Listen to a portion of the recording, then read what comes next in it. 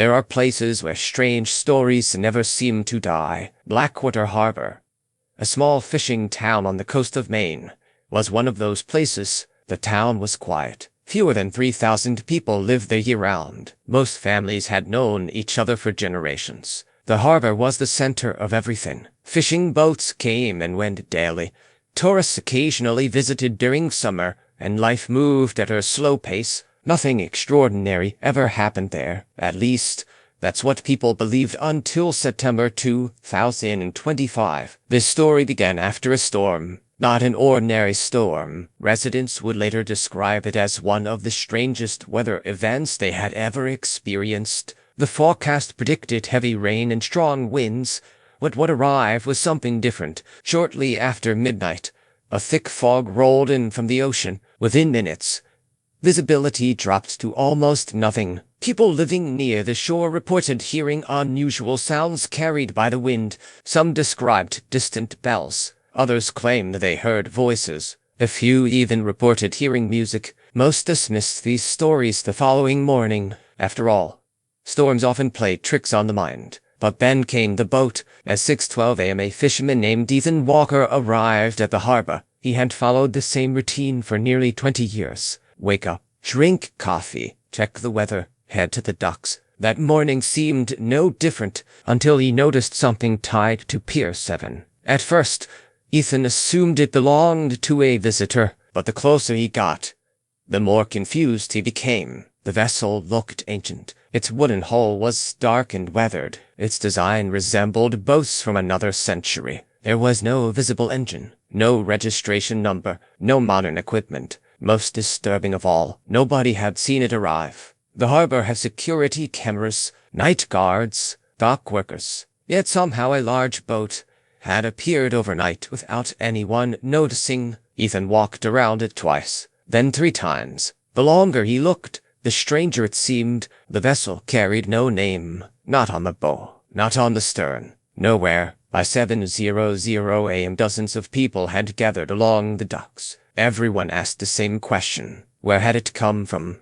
Nobody had an answer. The harbor master, Daniel Pierce, checked every local registration database. Nothing. Coast Guard records. Nothing. State records. Nothing. It was as though the boat simply didn't exist. Around 8:30 a.m. curiosity finally overcame caution. Ethan volunteered to board it. Several others offered to join him. Together they stepped onto the deck. The wood creaked softly beneath their feet. Everything looked surprisingly well maintained, almost too well maintained. The ropes appeared new. The metal fittings showed little rust, yet the boat itself clearly belonged to another era. Then Ethan noticed something unusual. The deck was completely dry. That might not sound strange, but it had rained heavily for nearly 6 hours. Every surface in the harbor was soaked. Every boat was covered in water, except this one. Not a single puddle, not a single wet board. The boat looked as though it had never experienced the storm at all. Nobody knew what to make of it. Inside the cabin, things became even stranger. The room appeared recently occupied. A lantern sat on a small wooden table. A notebook lay beside it. There was even a ceramic coffee cup. Ethan picked it up. The coffee was warm, not hot, not cold. Warm, as if someone had poured it less than an hour earlier. The group stared at one another. No one laughed. No one spoke, because everyone was thinking the same thing. If the coffee was warm, where was the person who made it? The rest of the boat was searched. Storage compartments, sleeping areas, every room. Nothing. No crew, no passengers, nobody. The vessel was completely empty. By noon, local authorities arrived. Officers photographed the boat and began an investigation. News spread quickly. Reporters from nearby towns showed up. Videos appeared online. People across the country started discussing the mystery. Most assumed a logical explanation would soon appear. Perhaps the boat had drifted from another harbor. Perhaps someone was playing an elaborate prank. But that explanation became harder to believe after the first night. At approximately 3:17 a.m. a security camera overlooking Pier 7 recorded something extraordinary. The footage would later become one of the most analyzed videos in the town's history. For several hours, nothing happened. The harbor remained quiet. The mysterious boat sat motionless beside the dock. Then suddenly, one of the ropes securing the vessel loosened. No person approached. No hand touched it. The knot simply came undone. Moments later, a second rope fell away. Then a third. The boat slowly drifted from the dock. The footage showed no signs of human activity. No hidden boat. No swimmers.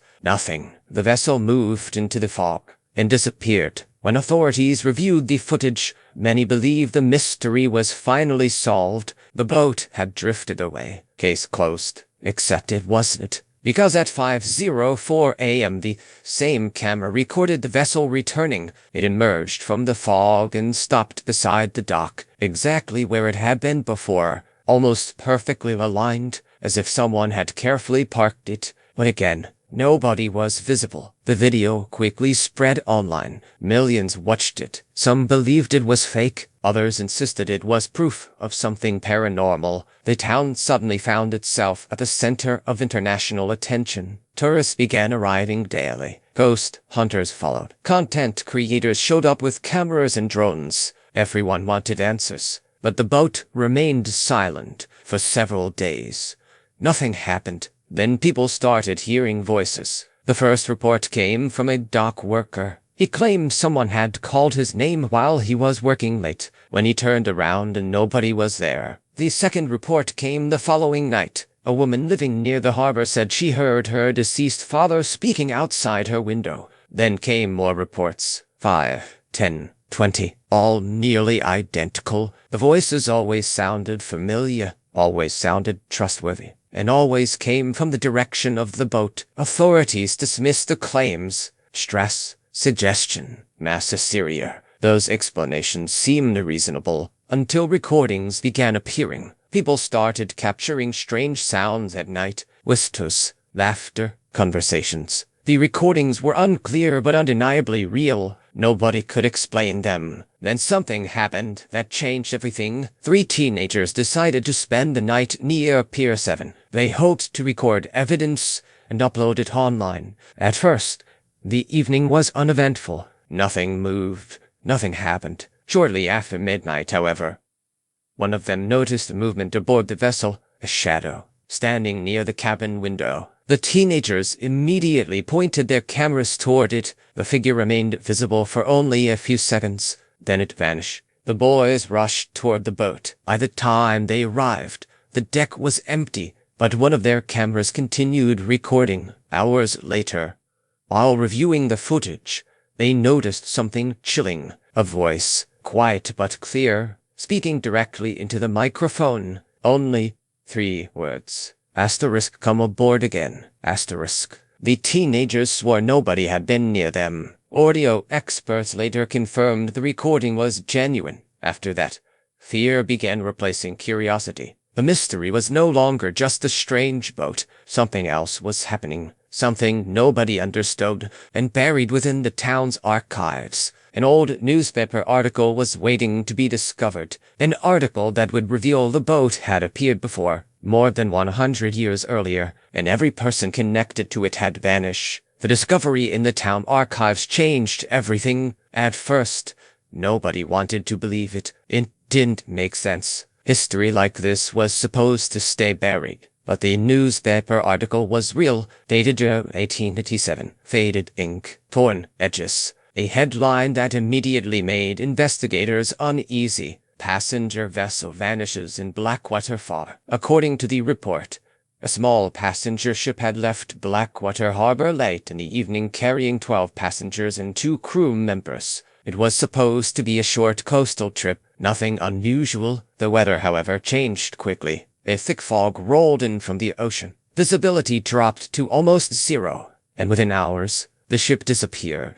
No distress signal was ever received. No wreckage was ever found. No bodies were recovered. At the time, authorities assumed it had sunk, but one detail in the article stood out, a statement from the lighthouse keeper. He said something strange had appeared on the water that night. Not waves, not debris, but lights, moving beneath the surface, as if something was alive under the ocean. The same description was now appearing in modern reports. Same harbor, same phenomenon, same impossible behavior. When researchers compared the modern vessel with old maritime records, they found something even more disturbing. The structure of the boat matched designs from the late 1800s, not similar, identical in certain details that should not exist anymore, as if the ship had not been rebuilt, but preserved or repeated. That night, authorities installed full monitoring systems around Pier 7, infrared cameras, audio sensors, motion detectors. Nothing was left unrecorded. At first, everything stayed quiet, too quiet. Even the ocean seemed unnatural, as if it was holding its breath. Then, just after 2:40 a.m., the microphones picked something up, a faint sound beneath the water, low, rhythmic, like knocking, slow at first, then repeating. 3 impacts, pulse, 3 impacts again. Every recording device captured it at the exact same moment. Then came the voices, not clearly at first, just fragments, overlapping whispers, but slowly, words formed. "We remember the harbor." Every camera around the dock suddenly flickered. When the footage stabilized, the boat was no longer empty. A shadow stood on the deck, perfectly still, facing the shore. But when guards checked live feed systems seconds later, there was nothing there. The following morning, investigators found something new aboard the vessel, inside the cabin. A hidden compartment had opened overnight, no forced entry, no damage. Inside it, a brass object had appeared, a compass, old, corroded, but still functioning. The strange part was not its condition, it was its direction. The needle did not point north, it pointed toward the ocean. No matter how the compass was turned, always outward, always deeper into the sea. Engraved on its back were 3 words: return path active. No one could explain how it got there. No one could explain what it meant. But that night, every witness near the harbor reported the same experience. The voices returned, but they were different now, clearer, closer, and personal. They weren't calling random names anymore. They were calling people standing on the docks by name. Each voice sounded exactly like someone they knew, someone they trusted, someone who should not have been there. One fisherman described it later. It didn't sound like imitation. It sounded like memory learning how to speak. At 3:11 a.m., every recording device shut off at the same time. No warning, no error, just silence. And in that silence, the boat began to move again, slowly, without wind, without tide, without explanation, as if it was being pulled by something far below the surface, something waiting, something remembering, and something that now knew. It had been noticed. By the time dawn approached Blackwater Harbor, no one felt safe anymore. The boat was still there, but it didn't feel like it was there in the normal sense. It felt like it was waiting, hovering between moments, as if reality itself was unsure whether it should allow it to exist. Authorities tried to secure the area again, but something was wrong with every system they used. Cameras glitched whenever they pointed directly at the vessel. Audio recordings filled with static the moment the boat entered the frame. Even radios began picking up faint interference that sounded almost like breathing, not mechanical, not natural. Breathing, slow,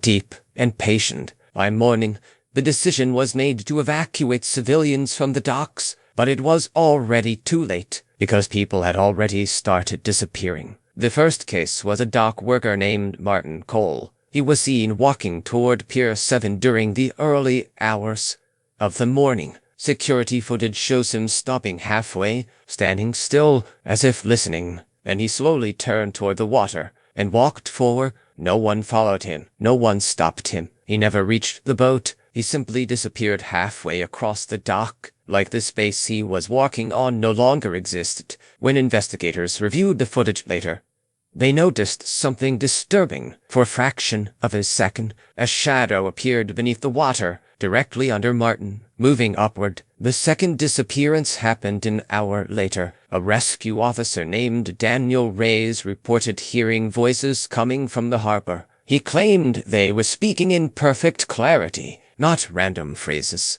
not whispers, sentences, personal ones, things only someone close to him would know. When backup arrived, Daniel was gone. His radio was still active, and the last thing recorded was his voice saying, "I think it's already inside the harbor." Then silence. By noon, Blackwater Harbor was fully restricted. Military-level response teams arrived, but none of them could explain what they were dealing with. The boat remained motionless, still tied to Pier 7, still unchanged, still wrong. One of the scientists on site proposed a theory. He said the vessel was not simply appearing and disappearing, it was resetting, as if time around it was looping incorrectly. But before anyone could respond to that idea, the boat changed, not physically, but perceptibly. People reported that it looked closer than before, even though it hadn't moved. The distance between the dock and the vessel seemed to shrink slightly every time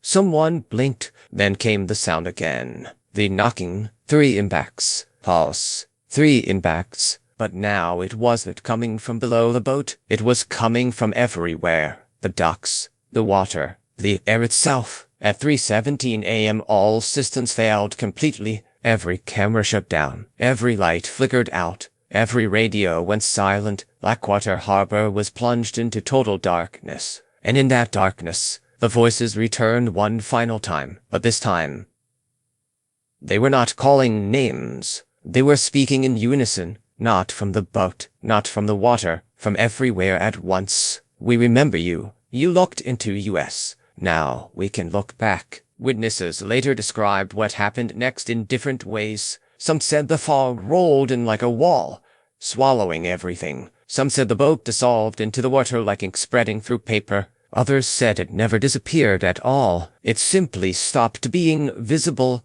But every account agreed on one thing. Just before the harbor went silent, the boat's lights turned on. Even though it had no electrical system, even though it never had, a faint glow spread across the deck. And for the first time since its arrival, something stepped onto it. Not a person, not fully formed, just a silhouette shaped like a human memory, standing at the bow, looking toward shore. And then, very slowly, it waved. The next morning, Blackwater Harbor looked completely normal. The fog was gone. The water was calm. The dock was empty. No boat, no debris, no sign that anything had ever happened. Authorities closed the case. Official reports stated no evidence of anomalous activity. But locals knew better, because some things cannot be erased, only hidden. Years later, fishermen still avoid Pier 7. They say electronics behave strangely near it, compasses spin without reason, and sometimes, on foggy nights, a boat can still be seen far out on the water, not moving toward shore, not moving away, just waiting in place. And if you listen carefully, you might hear something coming from the waves. Not words, not voices, just 3 slow knocks. Knock, knock, knock. And then silence, as if the ocean is remembering how to speak again.